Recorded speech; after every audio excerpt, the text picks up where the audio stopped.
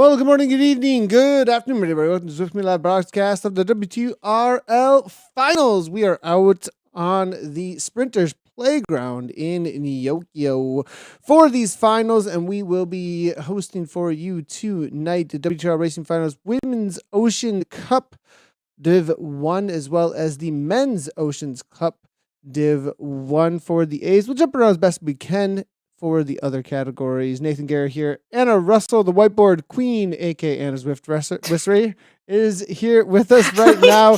The riders have jumped out on course. It is 4:03 a.m. and a big long day today for the finals. Anna, what time is it by you, real quickly, before I jump right down to the images?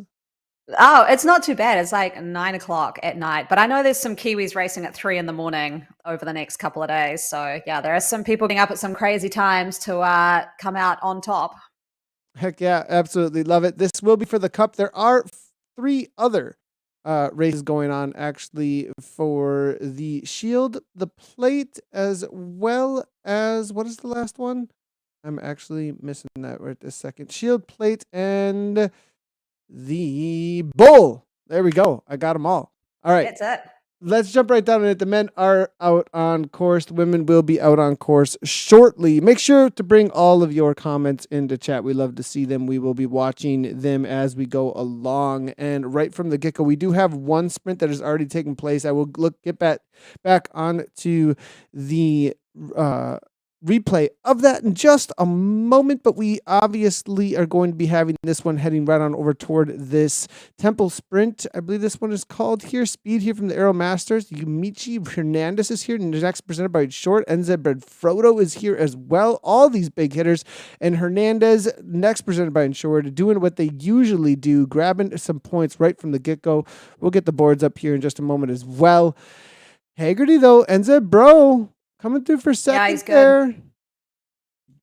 Yeah, Haggerty's great. That's actually my favorite sprint. I love this one. I think it's Castle Sprint, actually, where you kind of, we did it in knockouts. You have a nice little lead in, kind of wind around the corners and then hit that, and then you got this climb afterwards. So I'd be watching out for upcoming laps if there's going to be any breakaways, because this is where we sent a rider off the front for us, Britt Lydon, took it all the way to the line. So this is a place to have a breakaway. No power-ups, though. So if you had a feather, it would have been a great one. But yeah, there's a few rave reviews from people saying they like the no power-ups format. So let's see how they like it tonight, where I'm sure it would come in useful at some times. Yeah, no power-ups. I think people are going to be liking that, who like things to be a little less of a random dice roll. But, you see on this course with how many sprints there are coming up them each and every lap, 4 points. How many do we have total? Of 13 in total? Non-stop speed. Look at these riders here, 51 kilometers per hour currently, and they just got done sprinting. Yeah, so it's 12 sprints, 3 laps, 4 sprints each lap, and then your finish sprint. The finish sprint, I'd be keen to get your thoughts on it, Nathan, because I think it's a really tricky one. They had a sprint that finished here in Prem Division last season, and you kind of come around a really hard left-hander. And I don't know if the game works this way. I think you have to be at the front to get tight on that left hand, because if you're kind of on the right-hand side, you've been pushed wide by people in the pack, you can't actually, geometrize, get through, as we hit another sprint here. Yeah, and here we go, Suzuka now over and over again. It's just nonstop here. And I wonder if these teams have essentially looked at each one of these sprints and said, you're going to take this one, you're going to take this one, you're just going to take this one, because who can sprint over and over again like this? It's going to be absolutely insane throughout here. Now Tanaka here. Actually, Naka from TMR up and over the top. No OTR. Maybe going to be able to take this out from them. And it looks like I think OTR able to just nab that from the TMR team. Now a roll through here coming on through from next presented by Insured, who I believe were just sprinting through there and instead end up taking over at the front as the other riders chill on out. Will they continue on with this little bit of a gap? Brian Duffy Jr. here with Yamazaki. We also got Haggerty and Tabalong from Enzebro over the top. Little bit of splits, and this is what we were talking about. Look at that tail here. This is, mayhem coming at these riders. Yeah, I'm just in chat. Matt Gardner from Saris No Pins is actually in the chat. I'm just wondering, what is the best strategy for this race? We see a couple of people trailing off the back. That was unfortunate because it's going to be a really long race for them without the nice speed of the pack. But I mean, are there any chances at all for any kind of breakaway tactics, or is it just survive every sprint the best you can? Because they come so thick and fast. And you've also got a couple of little sort of not major climbs, but sort of upticks in the road that you've got to contend with as well. I just think it's almost a race of attrition. I don't know how. I've been thinking about it a bit. We're racing it tomorrow. I just don't really know how a team would implement any tactics here with the sprint so close together. Yeah, I think the only thing I would say here, as far as a breakaway goes, is riders could start thinking about making a little bit of a move at this point, right? We've had Mm. 4 sprints. I think as we get later and later in the race, we're going to have these slowdown moments, especially through right here where I think the castle sprint, as you were saying, does have a little bit different of an interaction with the Peloton because you have this jump and then a little bit of a climb. They might press on, and then it's a downhill with a lot of speed into the next sprint very quickly. But then from there, you get this moment where there might be a chill out, and riders might be able to start thinking about jumping off the front here, especially later on in this race. As I mean, I think we've got a total of 37 kilometers here, 3 laps. It's plenty of time to work with, I think, to later on in the race as riders really get tired from all these punches to just try and make a jump away and stay away. Mm. We do have Katie Loka. I think it is Katie Loka, Katie L in the chat. She's saying shout out to Ben Pitt, who's racing this twice today. I don't know why you would do that, but anyway, go for Ben Pitt. And Matt Gardner from Saris has chimed in around tactics and said that it's really hard with multiple riders in a break. It's probably not worthwhile. Probably try and get 2 to 3 in a breakaway move, and it could pay off. He thinks that Next could do that. So Next, who we see racing in here, they could potentially get away from the rest of the riders and do that. I mean, remember that Legion's crit race with BL13 doing that kind of a move. That didn't have intermediary points. I think this just changes it up so much, having all these intermediary points and mixing that with first across line and fastest time segment. They are hitting this climb, sort of climb that I was talking about before that's just going to sting the legs. Little attack here, though, coming from Fowler from WMZ off the front. Yeah, WMZ making a little bit of a move here. TMR quickly covering that. Next presented by Short. Now coming over to the top. Griffin now quickly shutting it. Look at how he shut that down, too. He went right to the front to 2.9. Like, nah, you guys aren't going anywhere here. We're going to just make sure that things stay nice and calm at the front. And the next sprint's going to be coming up here in just a moment. But really interesting the way that this is playing out with Next, controlling things, it seems like. And they were really stacking the front. We'll see if we can get some points up here in just a moment. But the next sprint's going to be coming up very quickly. Bleakley set up very well from EdZ Frodo. Oh, PC Yoda. Look at them at the front here. Yeah, and now a kick off the front. Williams. No, is this going to be Naka? This TMR team has shown up today, and they continue to take it to the rest of the pack. And, the aggression from the Japanese team is really impressive today. Yeah, I mean, I'm just wondering if you could burn through riders. Is Naka for lap 1, and then you've got another rider focusing Look on at how he got overtaken, though. In. He's actually all the way back in 10th. I mean, that Haggerty. Was way back at that point. Did Brune take that out, or was that Haggerty? I thought Haggerty might have taken that on the line. See Brian Duffy Jr. right up there in the front group as well. Jan Steinman from Wahula Cole was in the chat as well. And he says that, and I tend to agree, he says on paper it's a sprinter's course. I mean, the course is called Sprinter's Playground. But actually, when you come to that last lap, it's all for those FTP riders, the ones who are able in that race of attrition to just hold on and be able to be up there with the front pack. Because looking at this, it's those riders just in the back there who are still putting in an effort to stay on. The ones who can hold that effort for the longest time. I tend to agree with you, Jan Steinman, that yes, it's kind of a FTP kind of a course once you get to that last lap. Yeah, it's definitely not like what we saw on the knockouts with that short course. Sprinter's Playground, a little bit different of an animal here, obviously, with this punch up and onto this railway and a little bit of climbing that is on here and a little bit more landscape to work with, I think. Hunt now off the front from WMZ. Nice little attack. He actually has a gap here, 13 meters. Griffin looking to go across.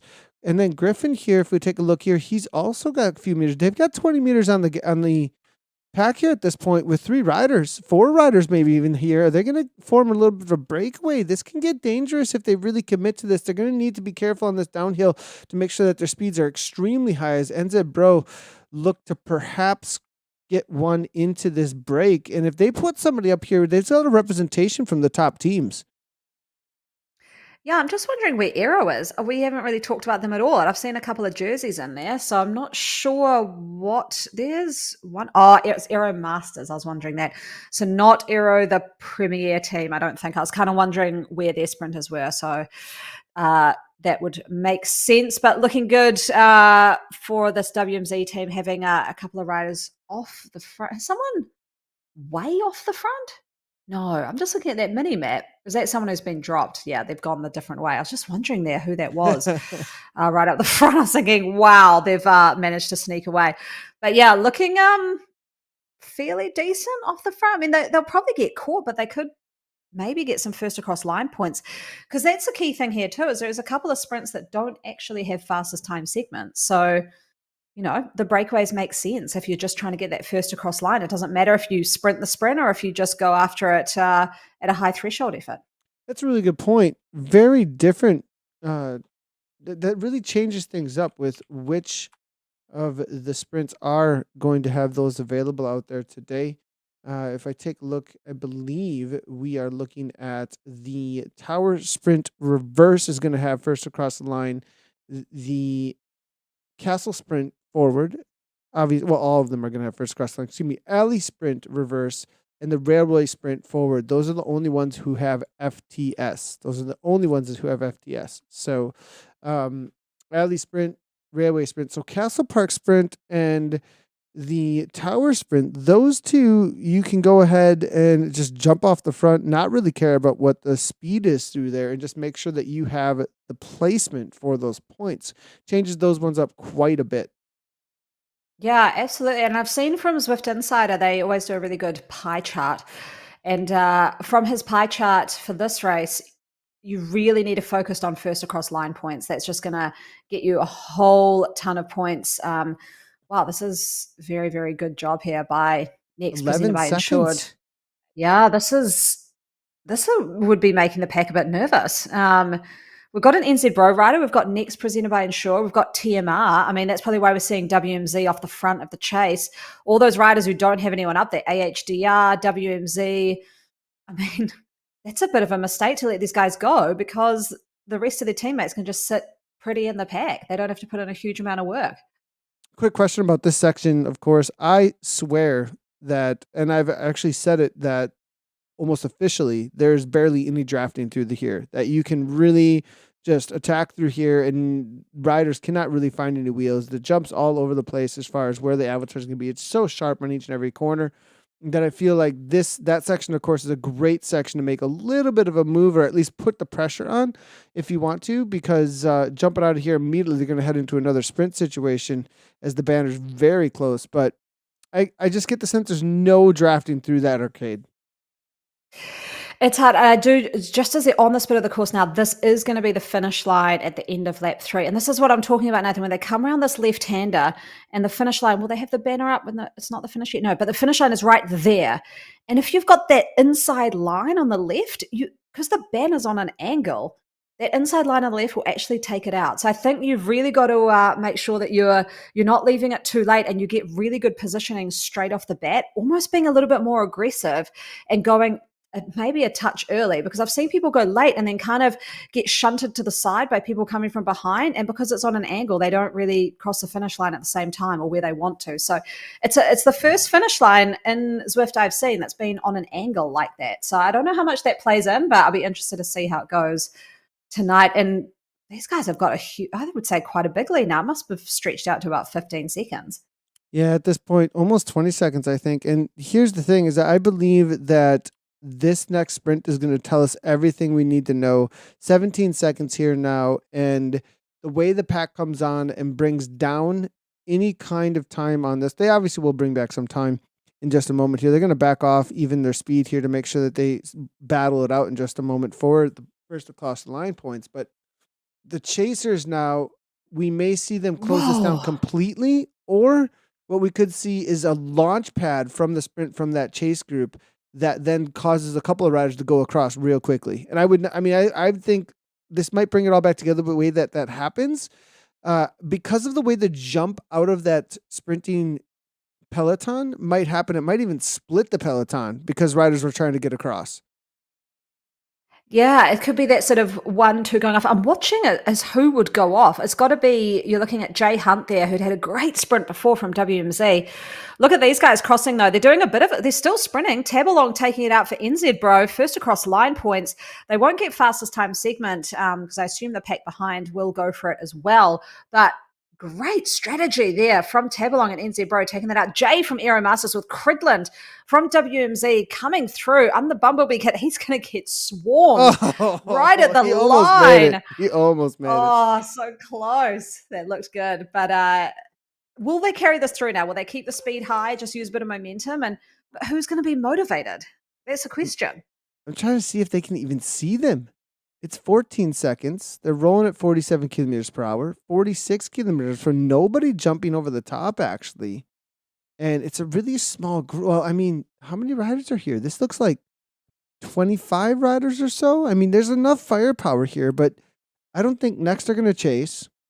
WMZ, I mean, this is going to be on the shoulders of Aero, WMZ, this ZWC. I think there's a few, but you can see here that there's not a whole lot of. Oh, there we go. WMZ now throwing one off the front. I thought it would be 14 seconds, Hunt. 9 watts per kilogram here, and Hunt given to go. Yeah, I was surprised Hunt hadn't gone a little bit earlier. And this is how you've got to do it. I've seen people try and get away from the pack by just upping up to around 6 watts per kg. That doesn't work. You've got to do what he's done, which is put in some orange numbers, get a bit of a gap, get people off your draft. Perfect there with the 2 seconds. He's riding at 7, TK behind him just at 3.7. So it's he'll get a nice gap now, and I think he'll see them in sight. And like you mentioned before, Nathan, I think this will end up with the pack getting the motivation to come through and get, up to this group in front, because now they'll see Hunt right in their line, but the others were around the corners and they couldn't really see them. It's the beauty of this course. But now they'll see the person in between. But they are approaching, I think it is Castle Park Sprint Reverse, one of my faves out on course, and it's very twisty turny. And I'd be really interested to see how these guys time it. Tabalong now 5.8. As you can see, just leading these boys out. I have a feeling he does not want to be caught by by Jay Hunt from WMZ. He's even leading it out to the point that he may be able to take this down. Griffin right at the line. Looks like Griffin's going to nab the point. So I think Griffin just got it. The Tabalong tried to come back over the top. They are dropping Umechu, who might end up with Hunt on the chase. Now they're going to back off, though, and I think Umechu's going to get back on terms pretty quickly here. It's a 9-second gap, and because of that gap here, look at the sprint again, and I think this uphill here as Haggerty takes down those points with Enzen Bro, who I think is really starting to dominate on the points for the overall in this final. This kind of speed on an uphill may shut down that gap pretty quickly. Look, it's already down to 13 seconds. They brought down 10 seconds in a matter of, I think, 500 meters. Yeah, and I think just on that little hill at the end, the pack speed would allow them to have a bit more momentum than these 3 riders. So they already on that bit of hill climbing got 3 seconds cut in, 11 seconds ahead now. But I love what these guys are doing. It's such a smart breakaway with 3 different teams in there, and those teams don't have to work in the chase. They can sit on wheels and then just sprint when they need to. So really, really well played tactics. Something I'm going to think for the race tomorrow. I think as well, just the nature of the course, you can see it turns and twists all the time, and out of sight, out of mind. And they just can't be seen, and you can't underestimate. You can look at the times on the right-hand side. You can see how close you are, but when you can't actually see them in the game, man, it allows these guys to get away. That 10 seconds is really holding, and they're going to be hitting that next sprint very, very shortly. It's quite a tight one between Castle Park Sprint and Alley Sprint. Alley Sprint, a tricky one to time. It's quite long. And it does have fastest time segment on this one. And with that fast time segment and only 10 seconds, it's going to make things really interesting here. Now, Griffin here coming on through 172. These boys are right up in that threshold to 174. They are getting no reprieve to try and hold on to this as they make their way through the winding market now. You Umeshi up in a 6.7, getting a little bit of a gap on the rest of the riders. You're 7.4. This might be a sprint of attrition for these boys. As we take a look at the bottom here, there is no draft on him. Tabalong coming through 9.5 here. Now the orange numbers are popping, but I'm not sure he's got much left in the tank. Will we have a final kick before the line? I think Umeshi might just get the better of the boys with his bravery, and he does. Yeah. But Grifton's been so consistent, it seems like, though, for these first across line points. Look at it coming down right down to 6 seconds. Here comes Duffy Jr. It looks like Yamazaki and Zed Bro are right there. We've seen a lot of Next and Zed Bro. I have a feeling it's them at the top of the table. Yeah, it's a good little battle here between NZ Bro and Next, and I think NZ Bro is super motivated to take this one out, as I'm sure they all are. But I know these guys personally. I know that they're out there for blood, and they've got a bit of a weapon here in John Story. Now, John Story isn't a huge sprinter, but he is someone who'll be able to hang on the whole race. And I just wonder if they'll use him later, as it looks like they're going to catch the 3-man breakaway. I wonder if they'll use a rider like that later just to try and do a big forced breakaway, probably after Castle Sprint, see if he can take that all the way to the line.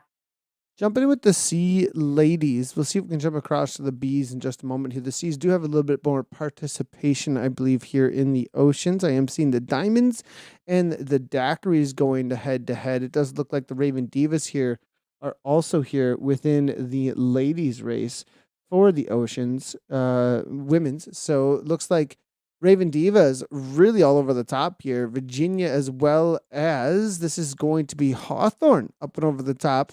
And Raven Divas taking things out here up against WMZ neck and neck. But we also have the Diamonds and the Daiquiris here from AHDRL. So that's the current situation within the women's race. It's really split up at this point. This looked like, as far as the racing goes, I have a feeling HDR are going to try and dominate this with their numbers. But Rave has shown up with plenty and still have 4 in this front group.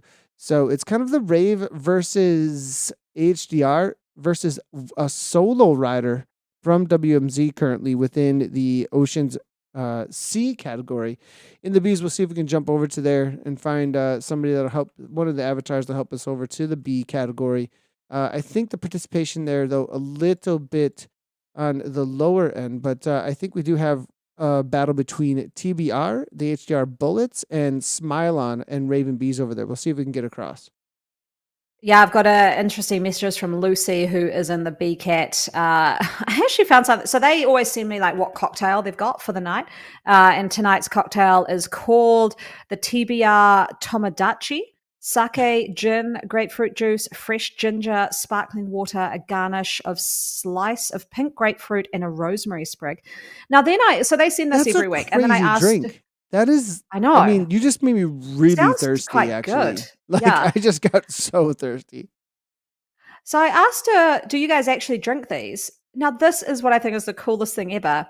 Yes, they go to the supermarket before the race and they all go out and buy the ingredients and they all make the cocktail and have it once they've finished the race. And she actually just sent me a picture of them racing with the cocktail sitting on the table next to her. Oh my goodness. I know. And like, they all make these, like, that specific drink is happening right now with each and every one of these somewhere in the world. Pretty cool to hear. Yeah. I know. I love it. No, not the best recovery drink, probably. And no promotion of alcohol consumption here. But obviously, that's what the team is up to. So loving it, what their camaraderie for sure. Tab along here, Griffin. We've got 2 off the front. They've held it here, Anna. And this might be the situation where they just let these 2 go. I mean, they've got a solid 15 seconds. They've brought Umeshi almost back into the fold. And I was surprised that this did not get shut down. I mean, it came within just a couple of seconds. And now it's almost out to 20 seconds. I have a feeling that this is going to hold. This is going to be a battle between NZ Bro and Next presented by Insured. From the points that they've picked up so far, this is going to be first across the line, I think, all the way till the end. I don't understand what Aeromasters, what WMZ, AHDR, what are they doing? Because these guys, it's not all, as we see a sprint here coming from Griffin, who is taking out so many versus Tabalong. Griffin, it's just kind of easy for him. It's mano a mano, although Tabalong's got a 14.6 kick here. He's Could just he not take it to the line? timing it No, too though. late, too Tablon's late. just Yeah, not he's not. timing it. Looks like he's got the higher kick, but he's not going first. He's playing a little too timid. It seems like. Yeah, and I think when you've got one on one, you've got to go early, get them off your draft. It's not like a pack dynamic like this where you're always going to find a draft. If there's only two of you, just go early, break away, and then it's too hard for them to catch, is what we're seeing with Did you Griffin and see him go Tabalong. by you, Metru there? Like, I mean, literally, Yeah, like he was standing still. I mean, okay, I might be wrong because the way that these boys, the speed just keeps coming up. And I think they're taking out these sprints and then they're just sitting up and saying, nope, we're not chasing down our teammate. Nope, we're not chasing down our teammate. Now, yeah, interesting enough, NZ Bro, I think are doing the same thing. They're within 7 seconds again. absolutely. Why are these other teams not doing something about this? 6 seconds. There we go. Pit to the front. I think they're finally thinking about it. Okay. Ben Pitt, or as Katie and I call him, Brad Pitt, Aeromasters, going to the front, 4.5. I mean, Aero's got to do something now. We saw it actually happen at the World Champs. Do you remember talking about that? We had the Aussie team didn't have someone on the breakaway and they put someone on the front and dragged them back in. Looks like they've done that. They've got 1 second there to Tabalong and Griffin. Umechu's been caught and now it's all back together. But man, they mopped up a lot of points in that breakaway. So not great for the other teams to let that go for almost a whole lap, I would say. But great tactics on the side of Next and NZ Bro to get away and just take up so many of those first across line points. Actually, a strategy I'll take into tomorrow, because the first two sprints, Tower and Castle, is just first across line. So just go at that breakaway, maybe lap 2, going into lap 2, breakaway at the start of the lap, and then just use those 2 sprints to get all the points, and then get caught back up by the pack, recover a bit, go again the next lap. If you could work it out, I mean, make it sound so easy. I mean, So easy. make it sound Do like that. it's just going to be a piece of cake. No big deal. Yeah. Negative 1% here at 6.5 watts per kilogram and gaining no meters. It looks like it's not so much cake here for Zanovich at this point, as Duffy Jr. looks to come across. 2 of the next percent by Shore riders. Ends up Bro putting another rider in. And I think that Arrow and WNZ and the rest of these riders are getting really sick of this at this point. Like, come on, you guys. Yeah. Quit with these attacks. We want just a regular old sprinters race here. But no, the NZ Bro and Next are making this an insanely difficult race with the way they continue to just push this. And look at how spread out this is. Sprinters Playground. Yeah. This looks like you're in the middle of a 100K race after 90K of racing. Yeah, absolutely. And is that PC Yoda on the front, Aaron Bleakley? He was my guide and Yoda and building a computer. So great to see him racing well. He's always very, very into this NZ Bro team and has some great tactics. So I'm not surprised if he's the mastermind behind what they're trying to achieve here. Looking pretty no, it's not looking good. No, I was gonna say looking pretty good, but no, What is actually not. happening Aaron, here? he's probably trolling me. I mean, it's eclectic mix. mean, look at the bike. Look, the bike looks like a No. unicorn. Then he's got this red cap. It's the polka dot gloves. And then ask polka Megan dot Isla gloves, what I think. And then he's got like puke green socks with white shoes on. I mean, I don't know what is even happening here. This is He'll get a and call even from the me disc, later. even the disc is not even. It's like, come on, this is about as bad as it gets. I mean, the only thing you could do is like maybe put that like shaggy hair over the top of this, right? And Oh then no. but it's Yoda style. Oh, it looks That's why terrible. he's just Yeah. looking like Yoda, right? Yeah, and why is he not in the DT Swiss wheel? I'm surprised. I thought he would That's have what I definitely was had that thinking. DT Swiss wheel. Yeah. Yeah. Got Downey here off the front. Is this this is an attack. He's not getting lapped. No, he's attacking off the front from AHDR. So I was saying before, what were they doing? And looks like they put the unit Downey on the front, get a bit of gap between him and the rest, riding at 479, 93 watts there, pushing hard. This is a little bit early, I would say, because the next sprint doesn't come till about, you're looking at 300 meters into the next lap. So he's got a wee ways to go. But Yeah, he's going to get caught. So, yeah, not quite the right timing. I think if someone had gone with him, or maybe he'd timed it on a bit of a climb. But yeah, I think this just He's probably gonna isn't get some the right company. place to do it. Griffin's got 3 seconds. Yeah, true. Griffin's gonna Griffin close this down again. here. How has he got anything? He's just a breakaway king. Now him and Downey off the front. They've got 4 seconds. All the way around the corner. This might I don't know if they're gonna need a lot of time to hold this off, actually, though. Griffin goes over the top. Downey fading. He needs a draft here. Downey's not timing that very well at all. And this is a 9-meter gap actually back to Downey. Griffin's like, come on, dude.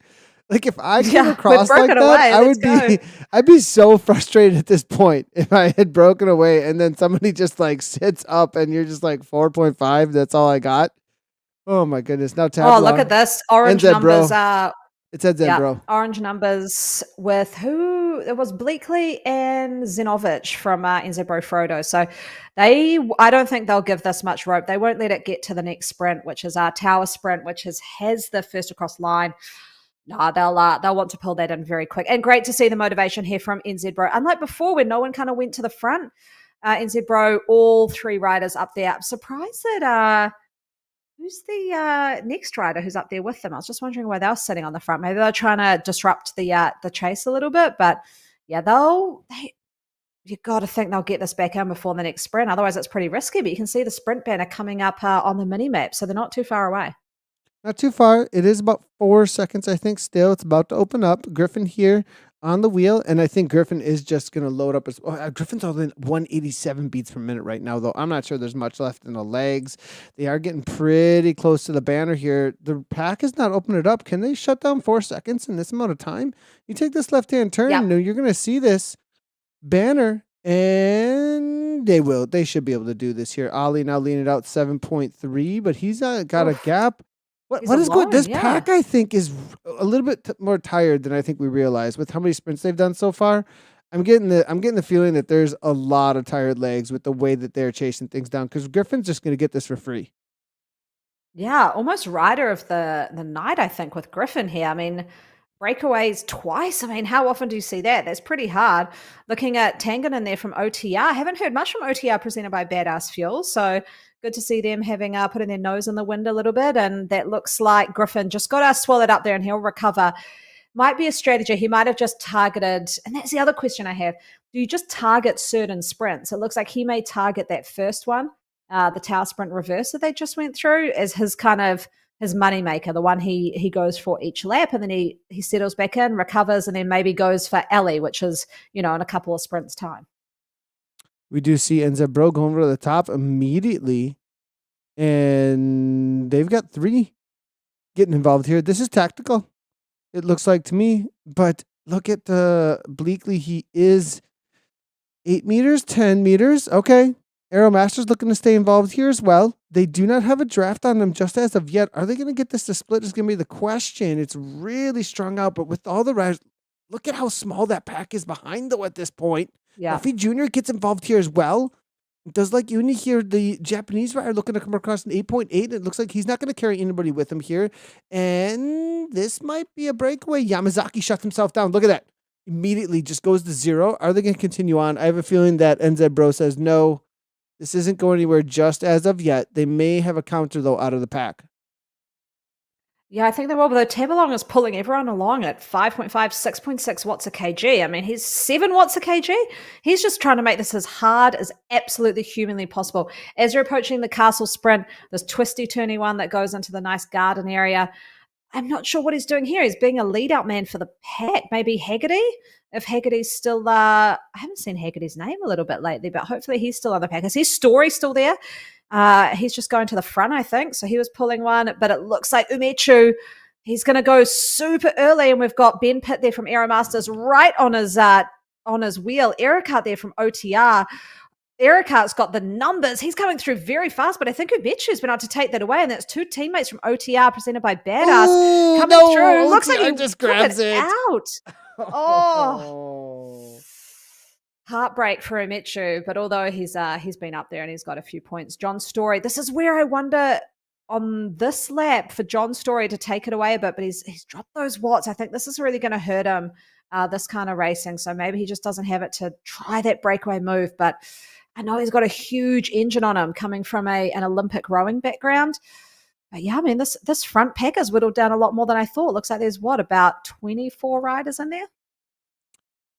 I mean, there's nobody left. I mean, you Matthews off the Yeah. back here. I mean, this seems like the entirety of the pack. I mean, this looks like a breakaway, almost like a Mm. large breakaway situation, essentially. Who's all still represented here? I see WMZ, Aero Masters. I've got Next President by Short, obviously NZ Bro, and Next President Short, very represented. OTR still have 3 riders in here, but as this starts to get whittled down and with less than 10K to go, I think you're start seeing this more and more where, well, I think actually not more and more. The amount of attacks have been going off the front here is absolutely insane. I thought for sure that, Sprinters Playground, I didn't think there's going to be too many attacks taking place, but I think we're starting to get shown, that the nature of this course actually favors breakaway situations with the way that these sprints continue to come at the riders, that you're going to have a lot of opportunity for these little bit of pops off the front, especially with first across the line. There's a lot of motivation to do so. Yeah, and I think you cannot sprint 12 times.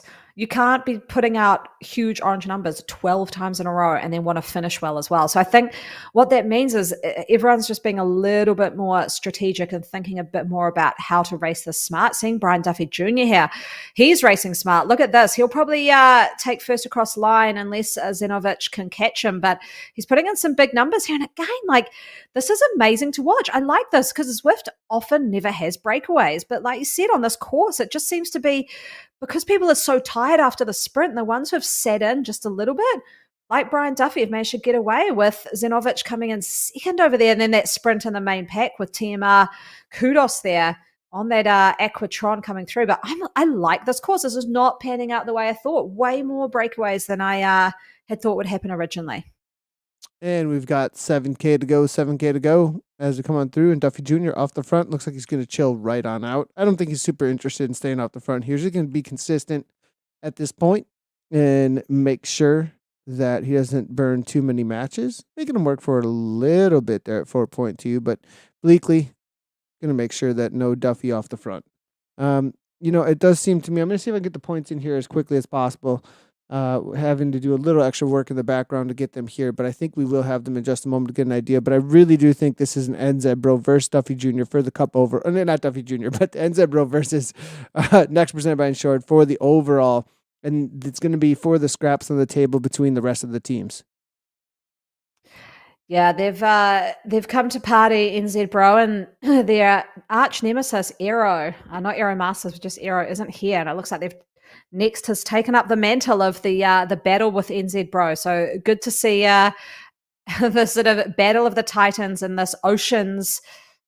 What would you call it? Finals. This is the regional finals for Oceans. So yeah, this would be. I'd be very interested to see who's taken it amongst those, because the parts that you miss is who is taking out the fastest time segment. So only 2 of the sprints have that, but sometimes you just don't see that rider at all because they're not anywhere near the front. They've managed to work their way through the draft, and that has a huge impact on points with, 20 points for a fastest time segment winner.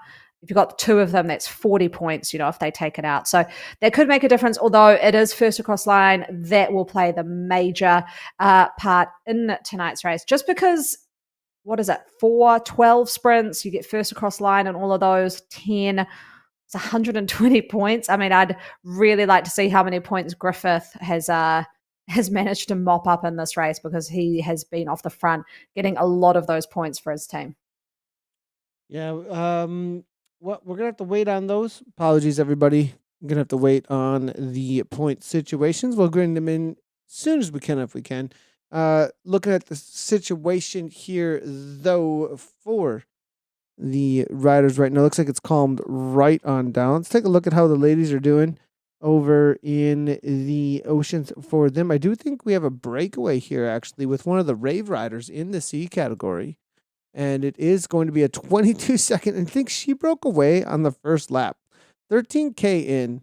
And this is a 22-second solo breakaway at this point. The rest of Raven Divas here, it looks like battling on the front just a tad. Not looking to close anything down, I think, to her teammate. This is just for the sprint points that they're about to come through. As you can see here, a little bit of a banner, and this is gonna be the tower sprint. And Virginia, I think, no, Alana's gonna come over the top here from the daiquiris. And what'd you say she was drinking tonight? Yeah, that random kind of mix of ginger root and things and a rosemary sprig. So it was a very interesting cocktail. Hopefully she'll be drinking it afterwards, but they're looking pretty good. I did get a message that quite a few of their team has come down ill, and so they're sort of treating this as a bit of a last hurrah and a fun night out racing with the ladies that they've raced against over the season. So nice to see them come out, but Hawthorn, she could be just going all in last race of the season, maybe try and go for a category upgrade. Yeah, I have a She's looking feeling that pretty good. Hawthorne is gonna probably win this for them for the cup here for the women in the C category. So good on Hawthorne, and I think with enough Raven Divas in that main chase group behind, that's gonna put them in a very command position for the points at the end of the day. So Raven Divas, not gonna call anything at this point, but from what it can look like, it is going to be their cup to take home against the daiquiris and the diamonds out there today. Nice job to Rave. Back in with the men as we've got some more sprints opening up. 32K in, and it is going to be off the front. Pitt looking to try and take down these points through this railway, but it's OTR late in the race here now. Taking down some first across the line. Yeah. That's going to be putting a little bit of wind in their sails because they weren't very active early on. Those finish line points as well and a couple of extra FAL late in the race might put them back in the conversation. Yeah, and this is, I mean, what kind of a strategy is this? This could be one that works where you really go for it in the last part and you put as many riders as you can into that front pack to take out the finish line. I mean, finish line points are huge. If they've managed to keep their legs a little bit fresher, it could be looking pretty good for them. I do again want to just shout out Ben Pitt, who Katie Loca shouted out to us before in the chat. I just cannot believe that he's doing this race twice. I just feel like it would be it's such a high threshold race. It's sort of threshold followed by max efforts, just over and over. And look at this. I mean, look at these two riders just dangling off the back. People are working so hard just to stay in this pack. I mean, they're moving very, very quick. They're on a 1% uphill grade and they're going 38K an hour. Another attack off the front. Looks like an NZ Bro rider. It's Zenovic. Oh, it's getting a little bit dangerous. This is getting closer to the finish line. They've got to watch out for this one. Griffin chasing him down again. What has he had for breakfast today? I mean, I want to know what his secret sauce is because he is doing a stellar job for next, chasing everything down and getting so many points himself. We are seeing, you saw a super tuck actually there from the OTR rider just a moment ago. Interesting enough. Seeing some of the riders that have been broken off the back here. Cridland, Downey here just trying to hang on. I mean, there's some big names actually not surviving through here. Obviously, man, I would love to have a little bit of a conversation with any of these riders to ask them how difficult this was. You know, this looks like it's been absolute mayhem because this isn't what the regular season had looked like, is it? I mean, this isn't even what this past week looked like. In the semifinals in this region, is it? I mean, did it break apart this much more often? No, I wouldn't think so. So obviously we've got big hitters here that are being dropped off. And I'm just actually messaging someone in chat who's saying that they're watching to try and pick up some tactics for the next day. And I've got to say that it appears that breakaways can work and work well. Yeah, it seems on this course, it's really, it really is a situation here where the amount of space that you have to work with over 37K and the sprints that come at them over and over again, breakaways seem to work well because riders are thinking so much about not wasting energy before that next sprint. There's just enough time between each sprint to try and make a break, but at the same time, force other riders to think about reserving energy.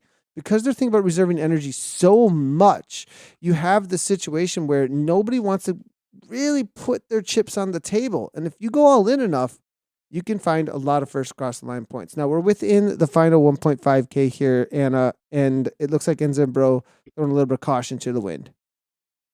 Yeah, they're definitely going a bit of an early lead out here with Zenovic. Maybe he's not a sprinter. Maybe just wants to put in the effort now. Now, make sure your replays are ready, Nathan, because I am so excited to see how this finish line looks in slow motion with these riders going across. And I'm keen to pick your Zwift knowledgeable brain about what this finish line looks like with a pack of riders coming across it and where the best positioning is. Because I know you've mentioned in some broadcasts from earlier racing this week, the new drafting, how it looks and how it just is very much real life. And I think positioning is playing such a more crucial role when you're coming into a finish, particularly one like this. So I'm excited to see that slow down. But English here from AHDR jumping on Zenovic's wheel, but it's not going to stay away. It's a bit of an interesting move there. He's dropping down to almost zero. I hope he hasn't had a drop out there. But going through this part of the course, I find this part really hard and also very hard to see if someone's moved off the front. You almost just can't see the riders in here. Yeah, it does get really difficult to find the wheel. And with each one of these corners, as you did say there, and I do think that there is something to say about being on the front in the right position as the avatars look to find where they are at in the pack. And I think they do end up a little bit less distance to travel here. Now we start to see the open up here. Griffin here, 9.3. 189 beats per minute. Griffin just continues to be on the front, but OTR over the top here, taking on here. As you were saying, is this going to be a little bit too early here? And the pack dynamics, as you would say here, is it going to pay off for taking on? But no, over the top, maybe next time a short 16 watts per kilogram round the corner. And I think Duffy Jr. is going to do what he does here. Next percentage by short, just completely stacking those top three. And as riders do disappear, you know that they've come across the line. because we don't have we just don't have a banner, so they just disappear. So we know that they finished. And apologies on that, everybody, but that's the way it's going to work out here today. We'll jump across to the ladies race here, see if we can jump in with the B's as well. We'll get the results in just a second. I do have the I can bring in that replay actually that you were looking for, Anna, and I'll just imagine where the banner is. Yeah, you'll just have to pretend. That we I do. I've reconned the course a few times, so I do know where it is. So here, we were talking about through the arcade, and you see how the avatars are kind of fighting. They really fight for position here. I mean, that's kind of crazy how that goes. So as we go through this here, positioning. I didn't focus too much on the pack. It was more on this front runner here off the front. And then OTR makes a jump. And it was a little bit even too early there. As we do see next, come over the top of each other here. Let's talk really quickly, though. So it's just when it goes left.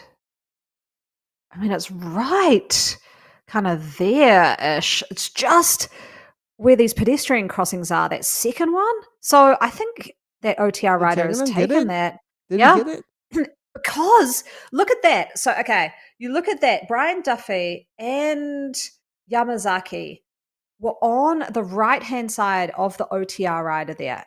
And because he took that inside line, if the finish line is there, those guys get moved across to the right. The finish line is on an angle. He'll take it because he's on the inside line. I just think the going early strategy on this course, it just pays dividends. So I'll be interested to see the results, but I think he took that out purely because he's got the right angle. See, yeah, I reckon. I'm going to take a look at the results here. See what we got for the men's mixed Oceania. We might have something for, and you are 100% correct, Andrew Cagnon. You're 100% correct. That is, wow, Anna with the whiteboard. I know. Up. There we go. We're having. This.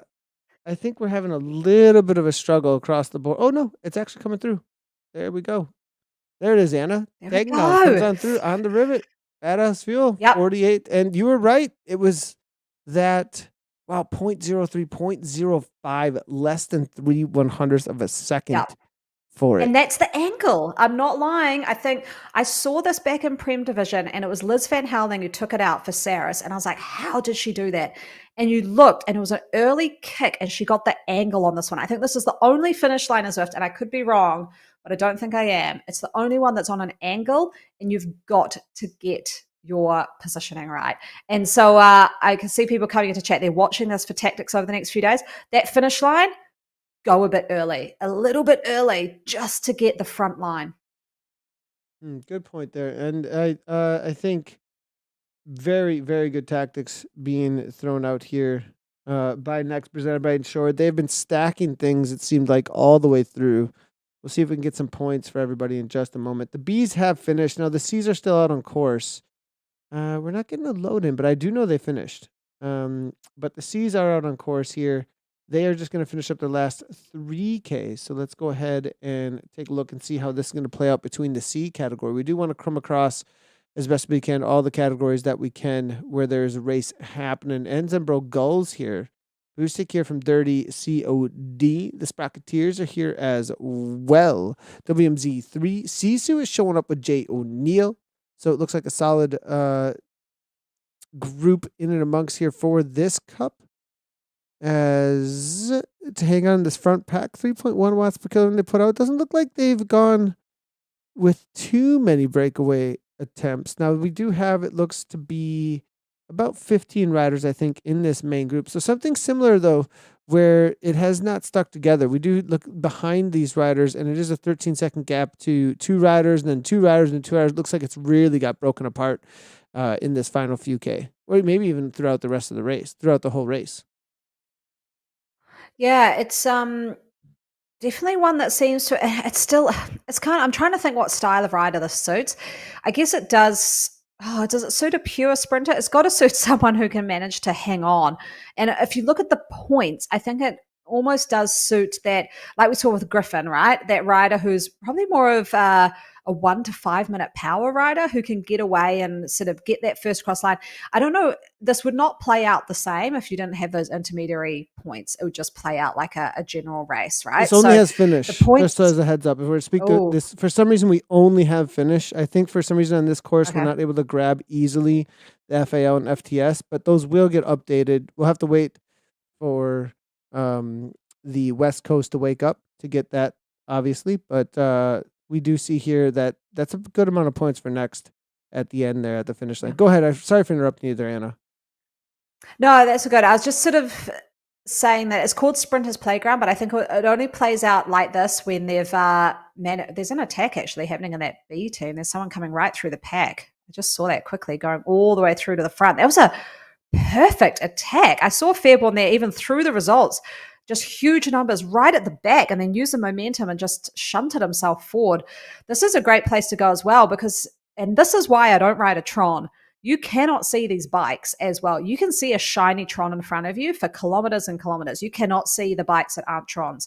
So another tip for those watching, if you want to actually have a breakaway, don't ride a Tron because a Tron is like a screaming light that says, I'm just up here. Whereas this one, it's really hard to see. You can actually see it light up. You actually see it light up when the power goes too on it here. But Jay O'Neill looking to come across from Sisu. It looks like it's only 1 second gap. It's a nice little attack here. But as we saw in the A sprint, I don't think this is going to hold on as they're about to open up the gallop here. WMZ, the Waratah Masters, but they're not going to take this out.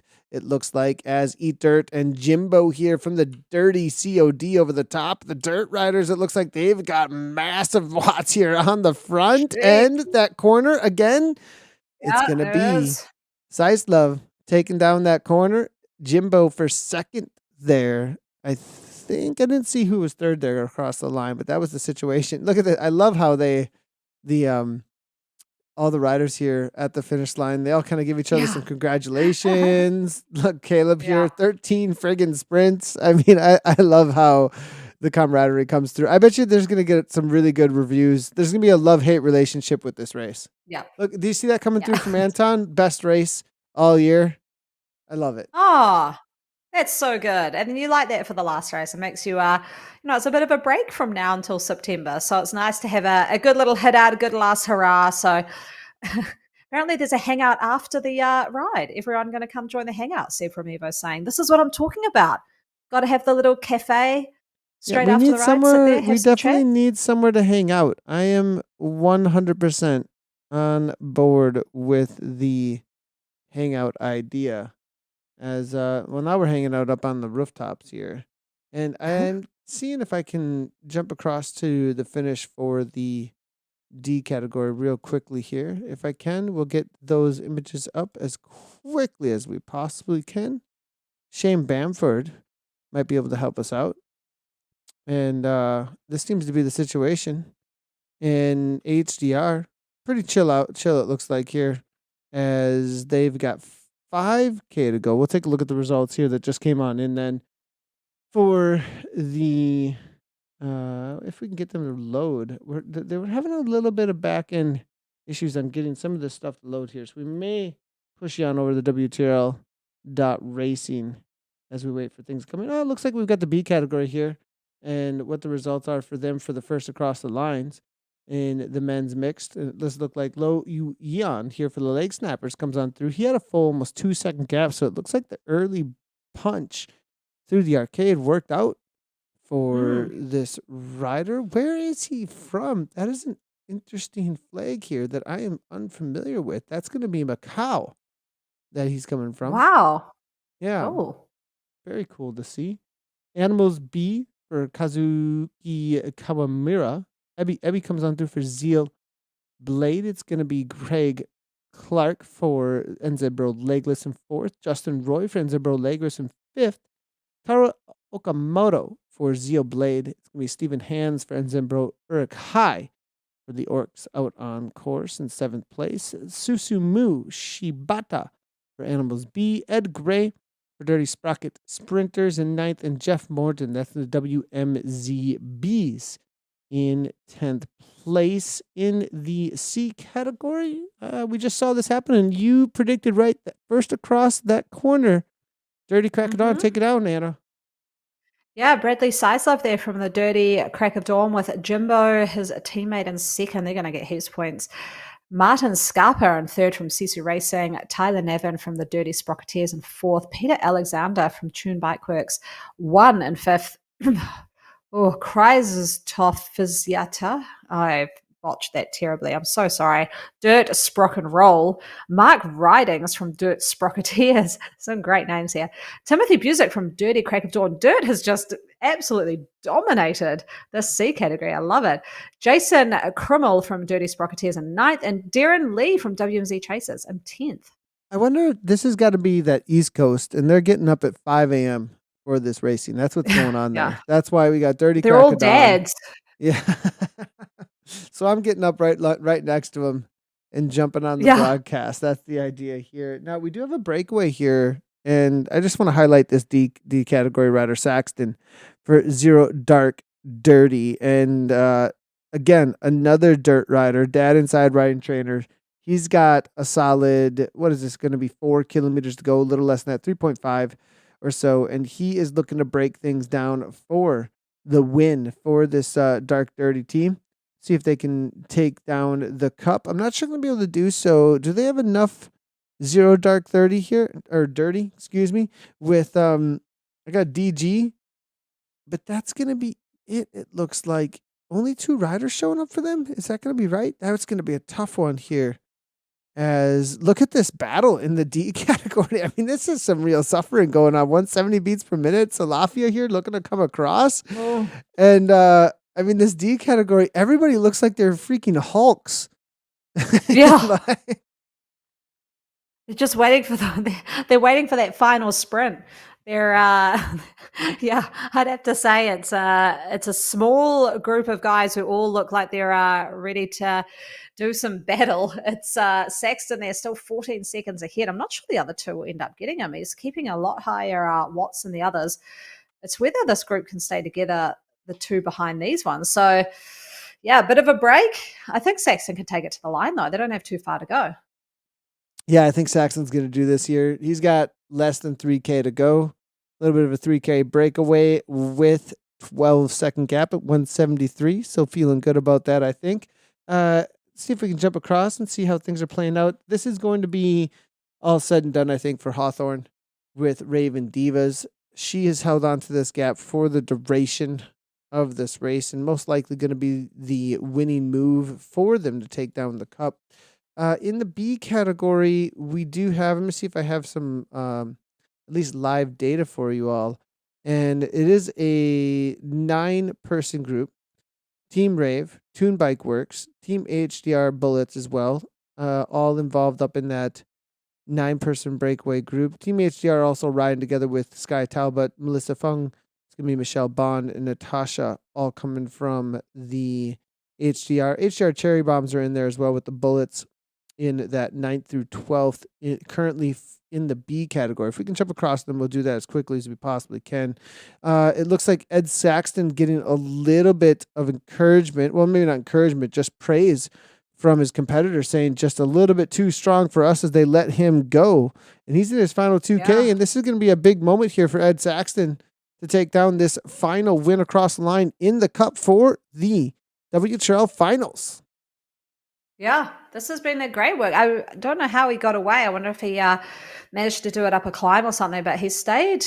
I mean, his watts are going up. They're not even going down. He's managing to really, really pull away 17 seconds now to his teammate who's riding, looks like he might be riding defense from, it was a 0.9 watts per kg on the front of the group. So he might be playing a few games with the pack behind just to help his teammate get off ahead. And yeah, look at this. It's like he's in TT mode. I'd be interested to know if he's more of a triathlete because he's sticking around that 90 RPM, similar watts. His heart rate's pretty high, at threshold. But yeah, it's great to see that. It's such a time trial cadence at 90, right? It's like that right on the sweet spot. What's going on with Smilon here? We got 4 Smilon riders all hanging out together. This is kind of like their last hurrah of the season, it looks like. Lucy. Oh, no, it is. Here. This is the cocktail crew. Is it? This is Lucy who sends me all the messages before the races. So Lucy, TBR Smile on. It's literally. So okay. I was confused there because I thought the daiquiris, because that's a cocktail. I was like, confused there. I was a little bit confused. Okay, got it. So they're the ones, right? But their Smilon are the ones that are riding with the cocktails and totally hanging out. I'm loving this.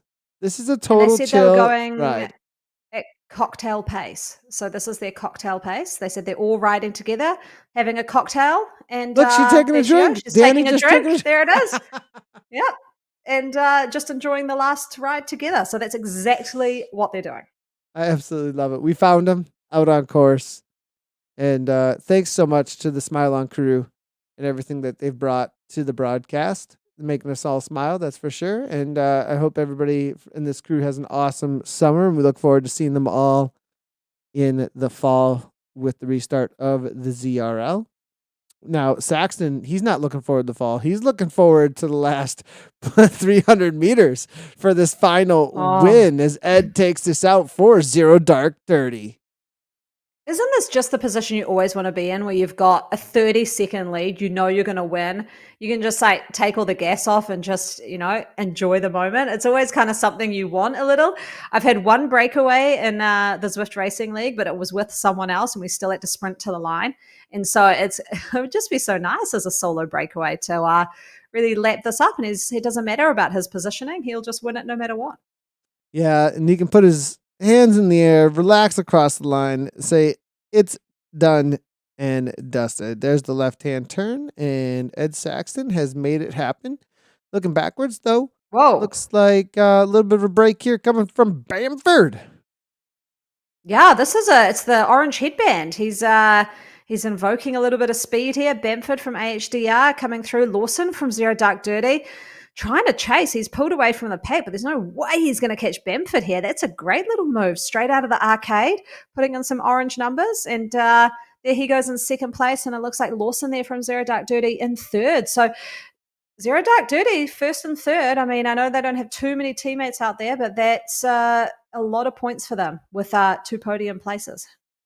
Yeah, we'll see what they were able to pull off for points here. The points across for the D category. Again, we were, for some reason, unable to load the points for the rest of the first across the lines. You can see here, I think we're having a little struggle with the back end here, and no one on the data up just as of yet. But we can at least see what the finish line points look like. And in that was the C category we're looking at here with Dirty Sprockets and Dirty Crack of Dawn. So you can see Dirty Crack of Dawn, they took down the sprint, but Sprocketeers here, with the number of riders they had toward the top, it just goes to show why it is a team game, isn't it, Anna? Oh, yeah. Sorry, I'm just replying to some chat that the headband is the way to go. It does give you a little bit of extra speed, in case you didn't know. It's definitely the right fashion choice. But yes, it is Wait, a total team game. And sometimes... Wait, what's going on here with headbands? I need to know what this top secret chat is about. Or is it over on the YouTube? Oh, it's over on the YouTube over there. You can check it out. You can see all the top Loker? tips over on Oh YouTube. my There gosh, we go. of course. You and Katie and the headband crew makes a lot of sense here. And Katie, good luck this afternoon. Well, actually, it's going to be later this morning for EMEA. Getting going a little bit earlier. Actually, Anna, you get like a actual late morning for the first time. You get kind of a perfect race time this time around for Americas, It's the don't you? same race time that I usually have. Yeah, 11:20 in the morning. So sometimes when we'd have a weekend final, it'd be more like 7 in the morning. But yeah, it's 11:20. So be a bit of fun. Get up, spend some time with the family, and jump on the bike around lunchtime. Get off, actually have some lunch. Might make some pancakes. Got some pancakes ready to go for tomorrow. What are we watching here now? That's going to be my question. We're looking at the Capriocas, the Woolies. This is looking Sea Cat, through I here, believe. C Sea Cat for category. oceans. Yeah, and I thought we had a rider off the front. Hawthorne. Or no? Yeah, actually, that's right. What's happened to Hawthorne? She didn't I'm sure. have I hope she didn't have a dropout or something. That would be devastating after you've done all that work to get right out there on the front. But yeah, I don't see her name in the pack, and I don't see a rider up the road. So and it's I'm not sure what's showing happened to Hawthorne. Wade first is place. yeah. No, I don't see her. I'm going to go ahead and do a little bit of research here over on Zwift Power. I'm not seeing her in the Zwift Power live either. That's not good. Oh man, after all that Devastating for work. her. Now you have to finish to collect the points too, don't you? Like you can't Yeah. points. No, and because then- imagine if you didn't have to finish, you'd just go crazy all out for the first sprint and then say peace out, see you later. These guys are coming up to another sprint though. This must be the one right before they're going to start going towards the finish line. And look at this opening up here. Andrea, but it looked at Sharon there from Raven Mad is getting up out of the saddle, pushing some huge numbers. She just can't get around though. It looks like Andrea may take this out. Teammate coming through right at the end. Kitty there from the Chuppa Chups and Spin Mafia right behind. She got rolled there. So it looks like Kitty, then Sharon, and a little bit too early there from Andrea. So AHDR moved ahead over the line, and we've got some more of the TBR Smiles on and the herd. So that's a herd of Wheelies. And they're in there as well. I can see one there on the pink Tron. Nice little, it's a good group actually to follow. It's quite a battle between these three teams. Yeah, interesting here now though. All of those points, I think Rave had put a lot of chips on the table with Hawthorne off the front. And now, with perhaps all those points gone. I've got an update of Hawthorne. What happened with Hawthorne? She's in the D grade. Nice one, Nathan. So don't worry, she's there. She's probably still motoring off the front. So that was what was going on there. We made a mistake on our coverage as we were going across categories. If we don't, with the way we get into the race here today, it doesn't give us the category on the right hand side. So we made a little bit of mistake there. Obviously, Hawthorne D category still doing fine, and Raven Mad probably doing great. Yeah. Should we go take? I was wondering what was going on there. That's what the daiquiris and the rest here. They're all a part of that D category. Nice one, Nathan. Noob move. Super noob move. But these guys, we have watched them quite a bit over the last few seasons. And this has been a great group of women to follow. Just one, really supportive of each other, but two, just some really great rivalries. As we're seeing in the DCAT now, Hawthorn for the Raven Divas with that very mixed up mash of a kit going on, visor, some those green socks. That's the same as what Aaron Bleakley had on, that kind of limey green sock and the What do you aqua give this shoes. setup? And What are you giving this setup here? I mean, the green. What do you really? I don't know. the visor is was voted the number one fashion mistake. So if you're wearing a visor, you're probably not going to get anything more than a 3 out of 10. Unfortunately, huge effort though. Hawthorn's putting in a huge effort that I can't criticize, but the fashion I can. Let's see if we can get back in with the bullies. And this is going to be our, I believe, C category. As hopefully we get it right this time around as they make it their way into their final 3K. This is the C category. They've got a little less than 3K to go.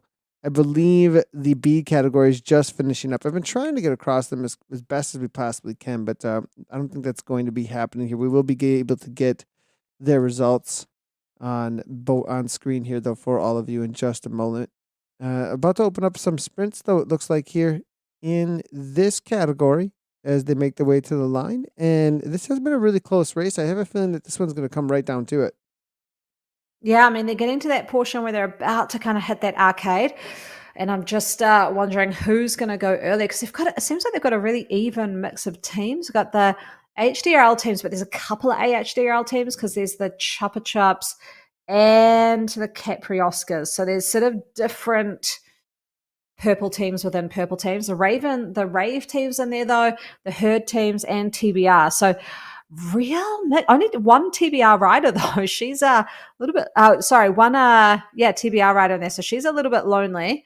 A few AHDRLs and I've got to go Raven, the Rave team. They've got three riders in that main group, and they're always they're good with their tactics. They'll probably pull something out. That last sprint, I don't know. It showed us that AHDR was somebody we're a team to be contended with, though, in a sprint. So we did not see Rave able to come around him here. We did see those two HDR ladies really fighting for it. But as you said, though, Anna, the tactics here in this final sprint are absolutely essential. That last corner, very difficult one to deal with, and jumping out ahead of it, as you said, seems to be working for every one of the riders that does so. Yeah, and I think, and you can't take the last sprint on the last lap too seriously, I don't think, because if you go full noise for that, you're really hurting your chances at the finish line. So I'm going to take a pick and go Rave. They've got 4 riders in this top group. Herd looks like they've got 2, TBR 1, and AHDR's got a few, but they're split across 2 teams. So not as many as you might think by looking at the group. So yeah, I'll be interested to see who they're about to hit this arcade. They're just coming up to the entrance now. This is where I start to get a little bit of vertigo as they kind of like wind their ways through this crazy neon zone. But someone's got to go early. I'm looking to the right for any sort of uptick in numbers, who might just trying to use a little bit of momentum here to swing around the corners, get out of sight, because it's a really tricky sprint to time. And I think sometimes it might be better, especially got teammates. Rave has got to put someone off the front. I'm just seeing someone, Blake, there putting a nose in the wind, but they're not really pushing it. They're all playing it a bit safe. Yeah, this is pretty calm, and I think it's because of the nature of that final corner. I think you made a really good call there.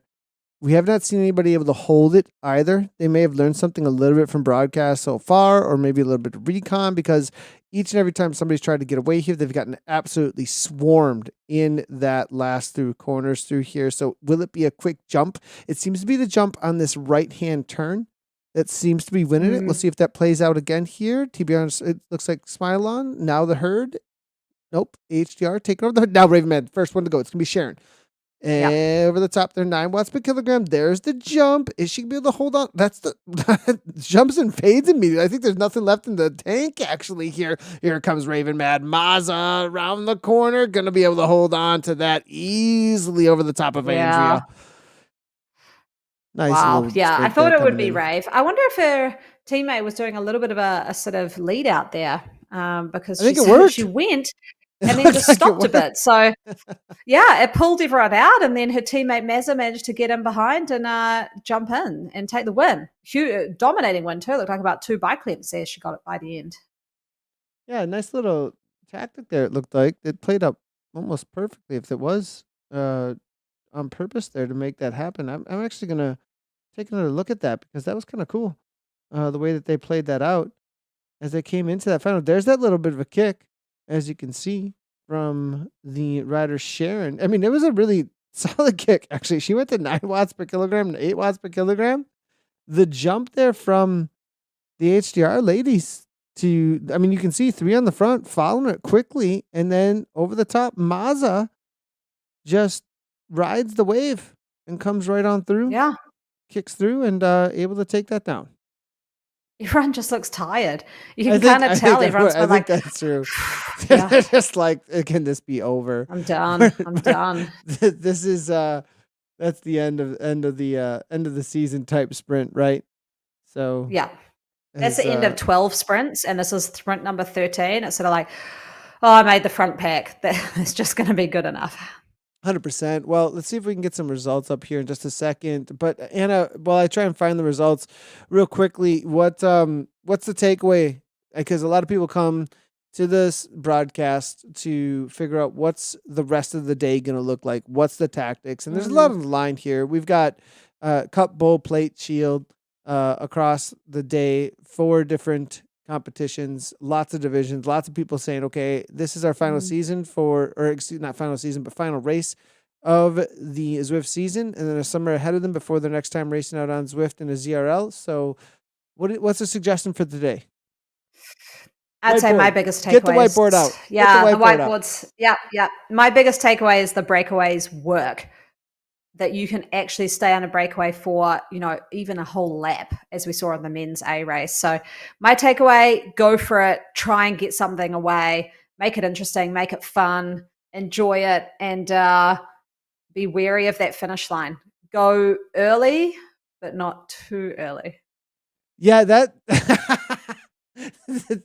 that finish line is very, very tactical. The other thing about it, I think that this isn't a situation where you can just hang out and wait for the sprints. It seems to me that you need to be much more on the ball, paying attention, and you can play a little bit on here. I think playground is the right word. Yeah. Right? You can kind of make some moves and make things happen. If you're tactical enough, it does seem like there's plenty to work with to make something happen. Now, again, I am looking to try and see if I can bring in some results here. I'm not sure if I'm going to be able to. And our man for all things results is still sleeping.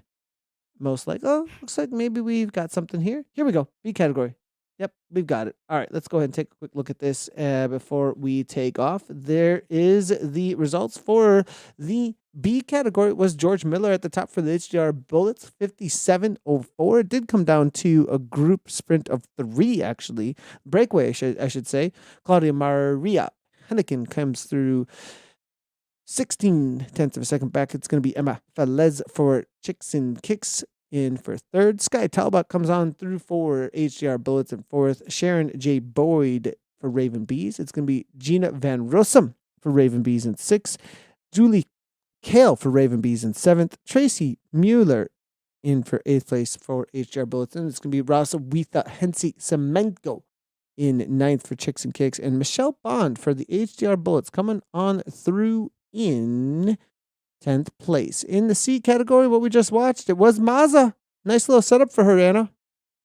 Yeah, she was good. Mazza Lovegrove taking it out. Andrea Robinson from HDL Spin Mafia in 2nd, and then a same overall team but different race team, the Chubba Chubs. She was in 3rd. Kitty Chung, Sharon Blegg from Raven Mad in 4th. So Raven Mad 1st, 4th, 7th, 9th. That's dominating.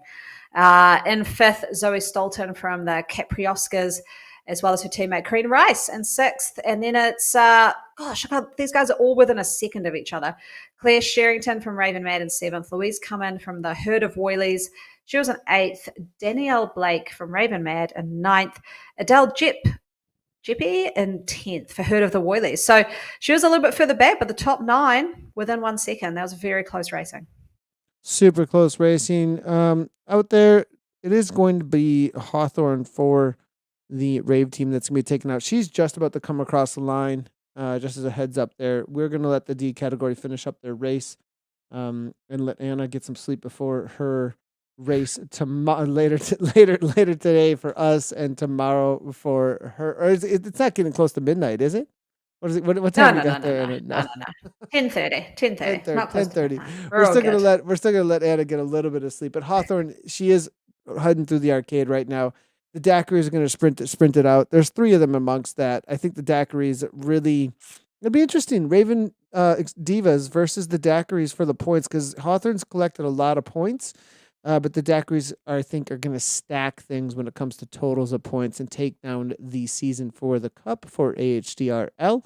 If you want any more information on the finals and what all went down, because there were plenty of other Div 1. Div 1 is what we were covering here, obviously, but Div 2, I think there were a few other divisions across the men's mix. I think 3 or 4 of them. So head on over to WTRL for all of those results. We'll be live again. I think I'm going to be solo broadcasting, but I'll be looking for maybe some of those in the community to come in for some interviews afterwards. If you do want to jump in for that, but I'll be here 10 a.m.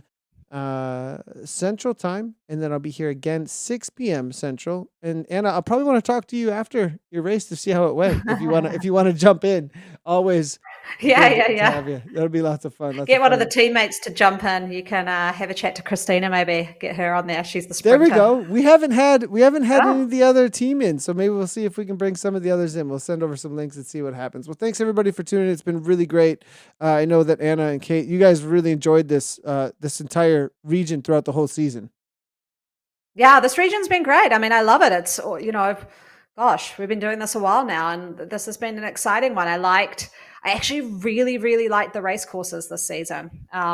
Downtown Titans has been awesome. The Temples and Towers is probably one of my favorite race courses, both to race and to commentate. Yeah, it's been pretty rad, I've got to say. Things have been dynamic and they're changing it up. And I've just got to say the course selections for this season have been top notch. Loved it.